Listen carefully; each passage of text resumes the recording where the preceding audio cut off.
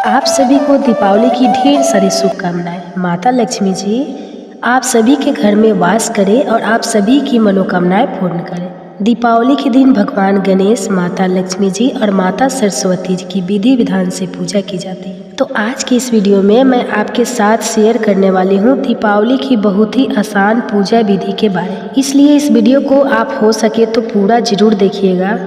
इस बार अमावस्या तिथि 2 दिन रहने के कारण दीपावली 2 दिन मनाई जाएगी। कुछ लोग दीपावली का त्यौहार 31 अक्टूबर को मना रहे हैं तो कुछ लोग 1 नवंबर को भी मनाएंगे। ऐसे में मैं आपको दोनों ही दिन रहने वाले लक्ष्मी पूजन के शुभ मुहूर्त के बारे में पहले बता देती हूँ। 31 अक्टूबर गुरुवार को अमृत काल शाम 5:02 से 7:02 तक रहेगा। गोधूली मुहूर्त शाम 5:36 से 6:02 तक रहेगा और लगन मुहूर्त शाम 7:09 से रात 9:05 तक लगेगा। वृषभ लगन शाम 6:02 से रात 8:02 तक और निश्चिता काल मुहूर्त रात 11:39 से 12:31 तक रहेगा। इस तरह से 31 अक्टूबर को माँ लक्ष्मी जी की पूजा का या दिवाली पूजा का जो शुभ मुहूर्त है वह शाम 5:32 से रात 9:05 तक रहेगा, क्योंकि दीपावली के दिन रात के समय माँ काली जी की पूजा की जाती है, महाकाली पूजा की जाती है, जो कि आप निशिता काल मुहूर्त में कर सकते हैं। और 1 नवंबर को लक्ष्मी पूजन शुभ मुहूर्त का शाम 5:36 से रात 8:01 तक रहेगा। दीपावली की तैयारी आप पहले से ही करके रख लें। जो भी घर की साफ सफाई है वह आप करके रखिए। जो भी आवश्यक पूजन सामग्री है उसे भी आप एकत्रित करके रखें। आप जिस जगह पर भी आपको दीपावली की पूजा करनी है उस जगह को आप अच्छे से साफ कर लें। गाय के गोबर से, गेरू से या फिर गंगा जल से शुद्ध कर लें। इसके बाद एक स्वास्तिक का चिन्ह बनाकर उसके ऊपर चौकी पर एक लाल वस्त्र बिछाकर लक्ष्मी गणेश जी की मूर्ति या तस्वीर की स्थापना करें। और अगर आपके पास चौकी नहीं है तो आप ज़मीन पर भी लाल वस्त्र बिछाकर उसके ऊपर मूर्तियाँ की स्थापना कर सकते हैं। जो लोग धनतेरस के दिन या दीपावली के दिन लक्ष्मी गणेश जी की नई मूर्तियाँ खरीद कर लाते हैं उनकी स्थापना करके आज पूजा कर सकते हैं। अगर आपने नई मूर्तियाँ नहीं खरीदी है, आपके पास पहले से ही चांदी की या अन्य धातु की मूर्ति है, तो आप उन्हें स्नान कराकर उनकी शुद्धि करके उनका पूजन कर सकते हैं। या फिर अपने मंदिर की ही पुरानी मूर्तियों को भी आप पूजा में रख सकते हैं। सबसे पहले गणेश भगवान जी की पूजा से हम पूजा शुभारंभ करते हैं और उससे पहले आपको कलश की स्थापना करनी होती है। कलश की स्थापना अनिवार्य तो नहीं है, लेकिन जहाँ तक हो सके आपको कलश की स्थापना जरूर करनी चाहिए। ऐसा करने से पूजा का संपूर्ण फल प्राप्त होता है। कलश की स्थापना आप बिल्कुल साधारण विधि से कर सकते हैं, जिसके लिए आप चौकी पर महालक्ष्मी जी के दाईं तरफ थोड़े से अक्षत रखकर या पुष्प का आसन देकर कलश की स्थापना करें। कलश के कंठ पर मौली यानी कलावा बांधे, स्वास्तिक का चिन्ह बनाए, तिलक लगाए और उसमें जल भरकर एक हल्दी की गांठ, एक का सिक्का, कमल घट्टा या एक कौड़ी और थोड़े से अक्षत और इत्र डालकर रखें। उसके ऊपर आम या अशोक के 5 पत्ते रखें या पान के पत्ते भी आप लगा सकते हैं। फिर उसके ऊपर आपको पानी वाला यानी जाटा वाला नारियल रखना होता है। जाटा वाला नारियल यदि ना मिले तो आप केवल दीप जलाकर भी उस पर रख सकते हैं, जिसे हम दीप कलश कहते हैं। इस तरह से कलश की स्थापना करने के बाद आप जो देवी माता की मूर्ति है उसके ठीक सामने एक दीप जलाकर रखें। दीपक को डायरेक्ट चौकी पर नहीं रखा जाता है, हमेशा आसन देकर ही दीपक को रखना चाहिए। आप पुष्प का या अक्षत का आसन देकर दीप जलाकर रखें। अब हाथ में थोड़े से अक्षत या पुष्प लेकर और जल लेकर आपको संकल्प लेना है। अपना नाम, अपनी कुल गोत्र का, अपने स्थान का, जहाँ पर भी आप रहते हैं वहाँ का नाम बोलते हुए आपको माता लक्ष्मी जी से, भगवान गणेश जी से और अपने सभी आराध्य देवी देवताओं से, कुल देवी देवताओं से अपने द्वारा की जाने वाली पूजा को स्वीकार करने की प्रार्थना करनी है। संकल्पित जल को धरती पर छोड़ देना है या चौकी पर ही आपको छोड़ देना है। अब भगवान गणेश जी से प्रारंभ करके सभी मूर्तियों पर आप या तस्वीर पर गंगा जल का छींटा देकर स्नान का भाव करने के बाद सभी को तिलक लगाएंगे, सभी को अक्षत और पुष्प अर्पित करेंगे।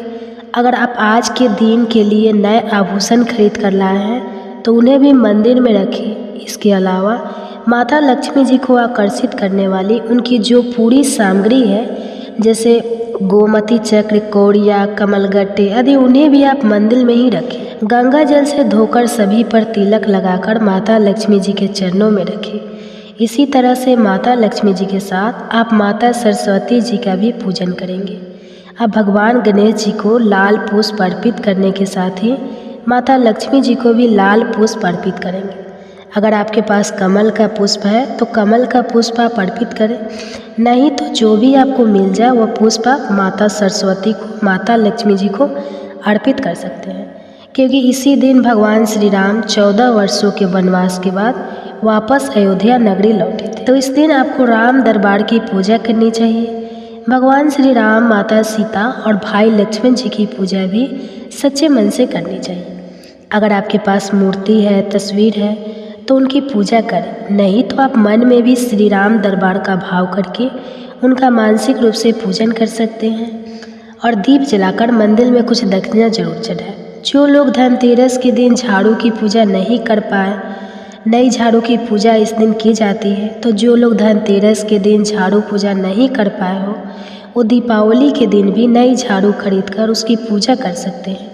और यदि आप दीपावली की रात को धन पोटली बनाना चाहते हो तो धन पोटली बनाने की जो सामग्री है, जिसमें आपको लाल रंग की एक पोटली भी रखनी होती है, नहीं तो लाल रंग के रुमाल में भी आप पोटली बांध कर रख सकते हैं, तो उसे भी आप पहले से ही तैयार करके रख लें। जितने भी दीपक आपको जलाने हैं उन सभी में तेल और रुई की बाती लगाकर तैयार कर लें। पूजा करते समय आपने जो दीपक सबसे पहले जलाकर रखा है उसे आपको बार बार नहीं हटाना है, इसलिए अलग से एक दिया और आपको आरती करने के लिए जलाकर रखना है, या फिर आप उस समय कपूर जलाकर भी आरती कर सकते हैं। आज के दिन माता लक्ष्मी जी को सतनजा यानी 7 तरह के अनाज अर्पित करने से बहुत ही शुभ फल प्राप्त होते हैं। जीवन में सभी कभी अन्य धन की कमी नहीं होती, तो 7 तरह के अनाज जो भी आपको मिल जाए, जिसमें आप मसूर की दाल का प्रयोग ना करें, मसूर की दाल को छोड़कर आप दालें या अनाज जो भी होते हैं वह 7 तरह के आप रख सकते हैं। नहीं तो जितने भी आपको मिल जाए उतने भी आप माता लक्ष्मी जी को अर्पित कर सकते हैं।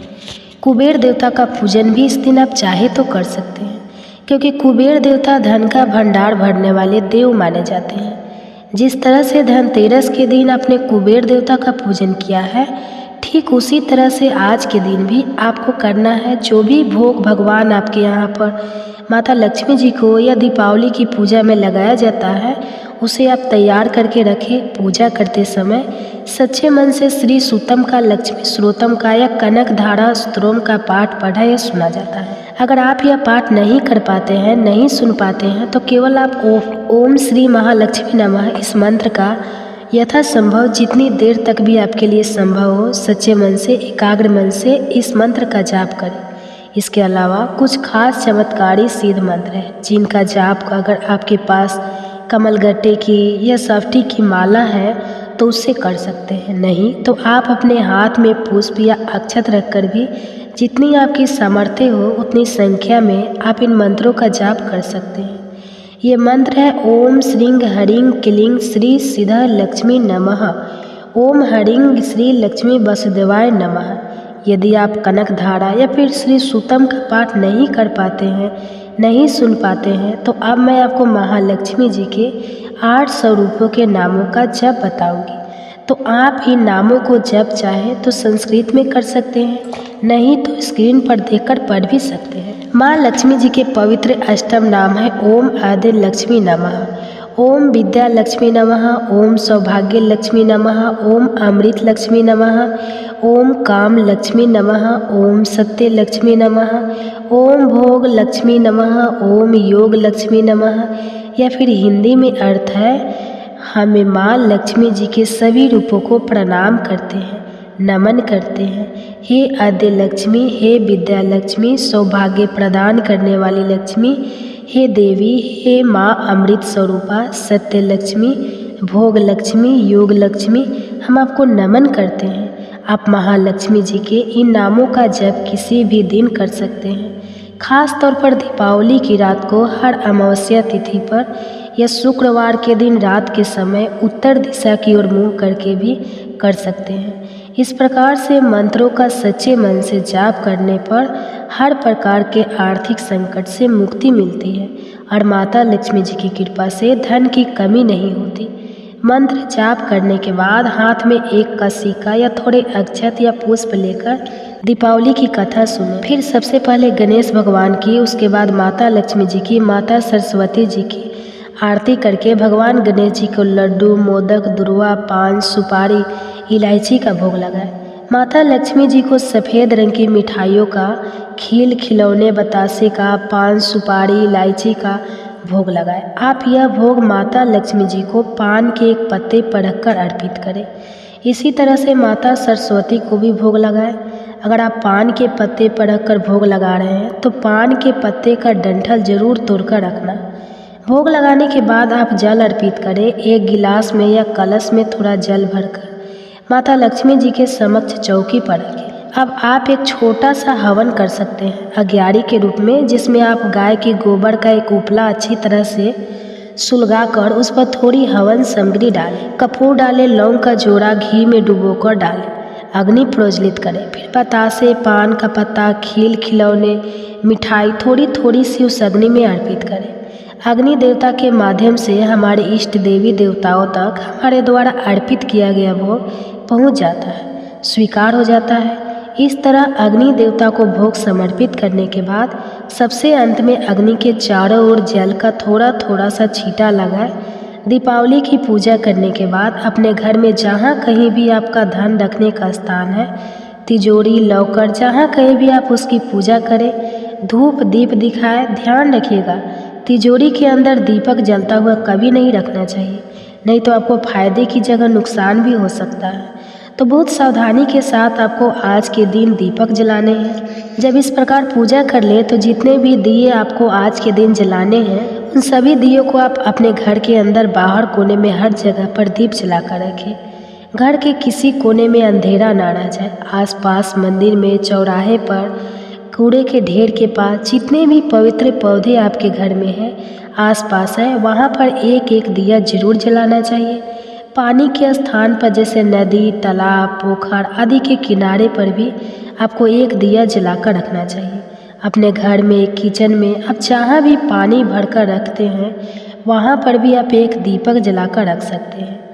एक दीपक माँ अन्नपूर्णा के नाम से अपने रसोई घर में जलाकर रखें। बहुत सावधानी से यह दीपक जलाकर रखें। इस प्रकार से दिए जलाने के बाद जो आपने पूजा की है, उस पूजा में यदि कुछ भी कमी या अधिक हो गया हो, कोई गलती हो गई हो, तो सच्चे मन से हाथ जोड़कर भगवान गणेश सहित माता लक्ष्मी जी से, अपनी सभी आराध्य, अपनी सभी कुल देवी देवताओं से क्षमा प्रार्थना करें, ताकि आपके द्वारा की गई पूजा में यदि कोई कमी रह गई हो तो उसको दोष ना लगे और आपके द्वारा की गई पूजा स्वीकार हो सके।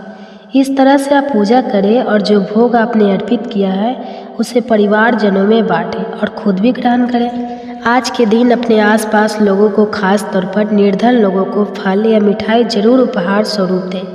कुछ दान भी दें। दान आप भूखे लोगों को भोजन करा सकते हैं, या फिर दीपावली की पूजा में काम में आने वाली जो भी सामग्री है उनका दान भी आप दीपावली से पहले कर सकते हैं, ताकि निर्धन लोग भी आपकी सहायता से, माँ लक्ष्मी जी के आशीर्वाद से अपने घर में दीपावली का यह त्यौहार खुशी से मना सकें। दीपावली के अगले दिन जो भी सामग्री विसर्जित की जाती है या जो आपने सामग्री चौकी पर अर्पित की हुई है, उसका क्या किया जाता है, किस तरह से विसर्जन किया जाता है, इसकी कंप्लीट वीडियो आपको हमारे चैनल पर अलग से मिल जाएगी। आप उस वीडियो को भी ज़रूर देख लीजिएगा, ताकि विसर्जन करते समय आपको आसानी हो और कोई गलती आपसे ना हो सके। तो ये थी आज की वीडियो। कैसी लगी आप कमेंट्स करके ज़रूर बताइएगा।